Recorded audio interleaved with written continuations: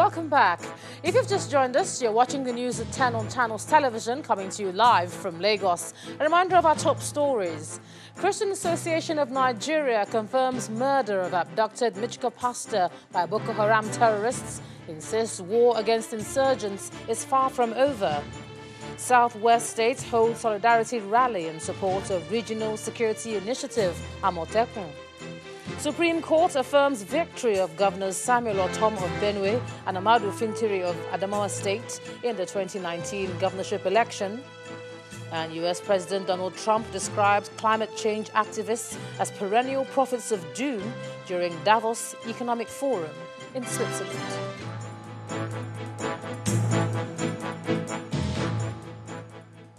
Our website, channelstv.com, has more information on our top stories and others. Subscribe and watch Channels Television's live stream on YouTube and other social media platforms using your mobile device browser, or download the Channels TV app for Android and iOS devices from their respective stores. You can also watch us via your smart TV platforms on Apple TV, Android TV, Fire TV, and Roku as well. Now, let's discuss a bit more the Southwest Regional Security Initiative, that's Amotekun. And joining me live from Abuja is a criminologist, Professor Femi Odekunle. Thanks a lot, Professor, for joining us on the news at 10. Now, how would you describe today's march, or solidarity rally, that's what it's called, and the support for Amotekun? Still that support, even in the face of the statement that it is illegal. What do you think, Professor?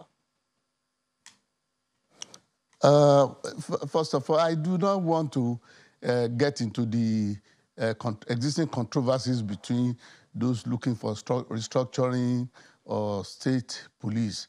I would like to go into the reality of the matter, which is that the Amotekun is simply, the Amotekun initiative is simply a formalization or structuring of neighborhood watching or vigilantism.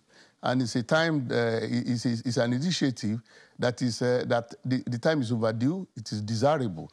Now, the hula baloo over it may be as a consequence of two problematics. First of all, perhaps the Southwest governors could have in place some legal framework, but most importantly is the Thunderbolt declaration by the Attorney General, very tactless, to say that it is legal.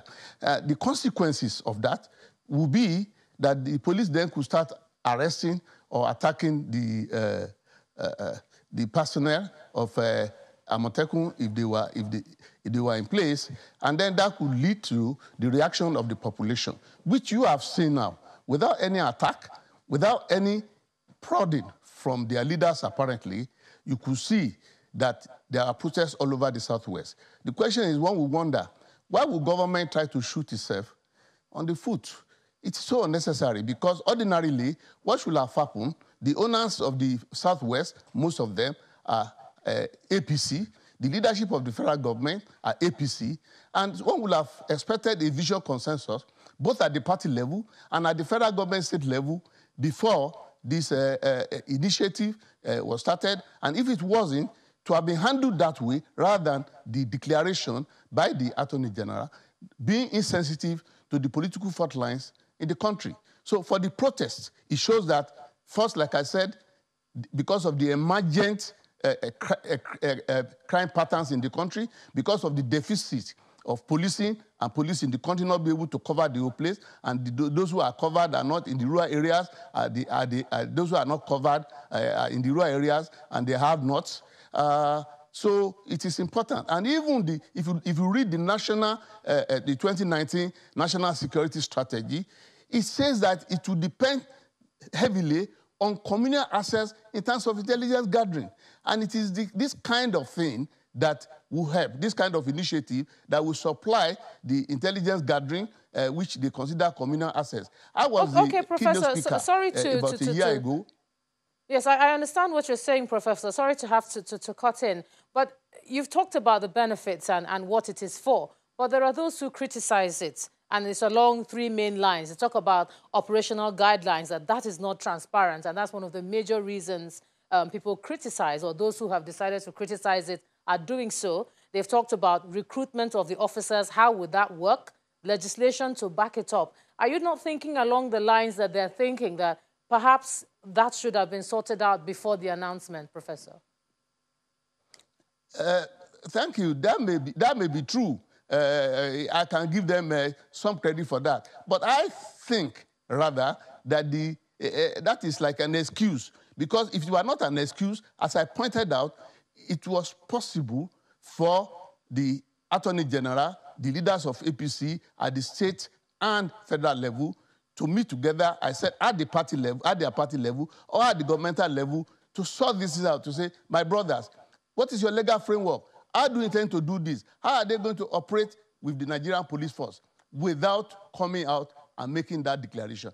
Honestly, I think, in my opinion, that there are 3 reasons why people seem to be having fears.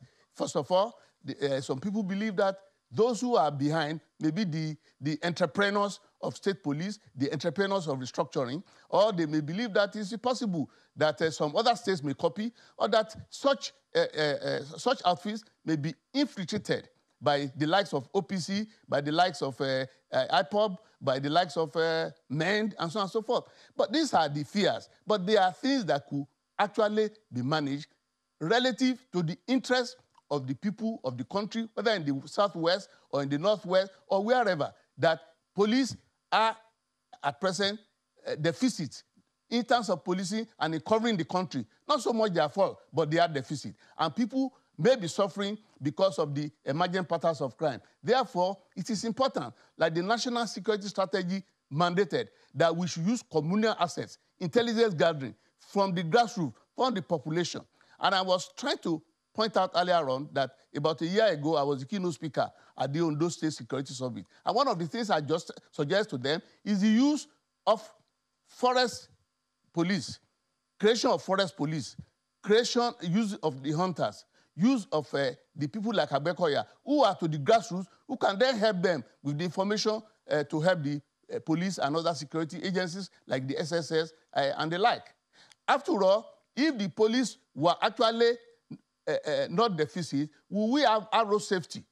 Will we have civil defense? But nowadays, nobody will be against road safety operating. Nobody will be against civil defense operating because they are helping law enforcement in their different areas in their different purview of coverage. So, to that extent, I think this is like a storm in a teapot. It is something that could be settled in terms of reality and in terms of the politics, not in terms of legality. Declaring a whole initiative by a section of the country to be legal. That is why the problems you are having, that on one side, this morning I watched a channels in which a man who claimed to be representing, rightly or wrongly, Miyetti Allah, was very abusive to the people of the Southwest. And then I've had some people in discussion saying, okay, how come they are Nigerian, but they cannot go to Gusau or they could not go to Mina and yes. All right, Prof. set up beer parlors. Yet, nobody is declaring them as illegal. All right, Professor. So these are the kind of problems apologies there. I will have to stop you at that point. Apologies, I'm afraid. The criminologist, Professor Femi Odekunle, thank you for sharing the thoughts that you could share with us on the News at 10 tonight. Thank you. Thank you very much. We'll head back to look at some legal matters briefly now. A federal high court in Lagos has fixed February the 5th to take arguments on the objections raised by a former Senate President, Dr. Bukola Saraki, to the permanent forfeiture of some of his houses in Ilorin in Kwara State. In a preliminary objection put before Justice Rilwan Aikawa, the 2-term Kwara State governor, through his lawyer Kehinde Ogunmiju, filed a preliminary objection challenging the territorial jurisdiction of the court to entertain the suit. They also described the new suit by the Economic and Financial Crimes Commission as an abuse of court processes because it was filed at a time when a suit on the same subject matter was still pending at the Federal High Court in Abuja before Justice Taiwo. He's therefore asking Justice Aikawa to dismiss the suit, while the court will hear arguments for and against the matter on February the 5th. Let's cross over to Abuja now, and here's Ibrahim Adra. Ibrahim. Ejoma, it's always good to have you join us. Now, the fight against corruption is being intensified by the federal government, but now it appears some private citizens are also picking interest, especially in the area of policy formulation. A group of anti-corruption advocates held a roundtable discussion in partnership with Channels Television and the United Nations Development Programme on how Nigeria can win the war on corruption and engender sustainable development.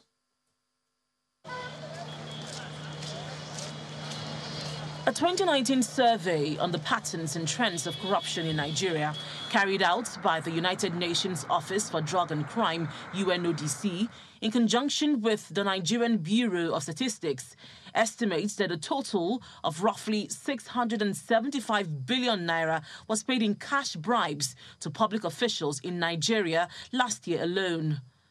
This figure corresponds to 0.52% of the entire gross domestic product of Nigeria.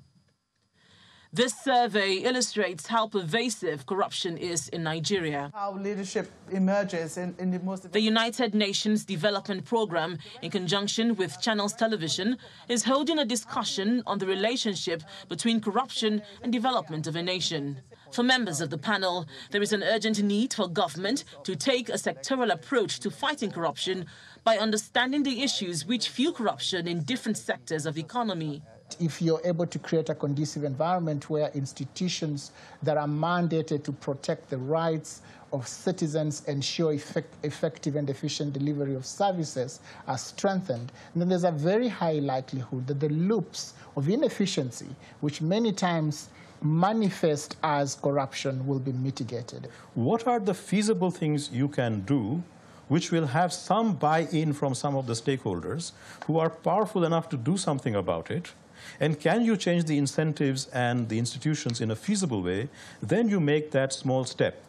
Speaking on corruption in the oil and gas sector, a member of the panel wants President Buhari and the National Assembly to pass the Petroleum Industry Bill, as it will provide a framework for fighting corruption in the sector.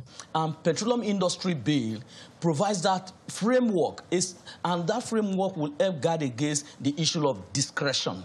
A situation where the president is the Minister of Petroleum, there definitely will be conflict of interest. And if this conflict of interest is not addressed in Nigeria, you will never going to see transparency and accountability in the oil and gas sector. They also advocate the creation of an effective system using technology to make reportage of bribery and other corrupt practices less cumbersome for Nigerians. Linda Akibi, Channels Television News. Meanwhile, the acting national chairman of the Economic and Financial Crimes Commission, EFCC, Ibrahim Magu, says more extraditions of Nigerians who looted the country's resources will soon be made for them to face the consequences of their action. The anti-corruption agency chief also explains that the delay in his confirmation as a substantive chairman of EFCC does not bother him and has not stopped him from doing his work of dealing with looters. He adds that the fight against corruption has been renewed this year, as anyone found guilty will be prosecuted. He was speaking to journalists in Ilori, the Kwara State capital. We are going to request more extraditions. We will bring back all the looters who are hiding outside this country. Okay. The fight against corruption has just started. I'm telling you, it's renewed this year. There's this insinuation, sir, that the EFCC was established in Kwara purposely to deal with Bukola Saraki. No, it's not fair. It's not fair. Look, Kwara is one of the oldest states in the Federation. It deserves a headquarter of the EFCC. I don't know whether you know that. There were 12 states in the Federation, and Kwara was a state capital. Please.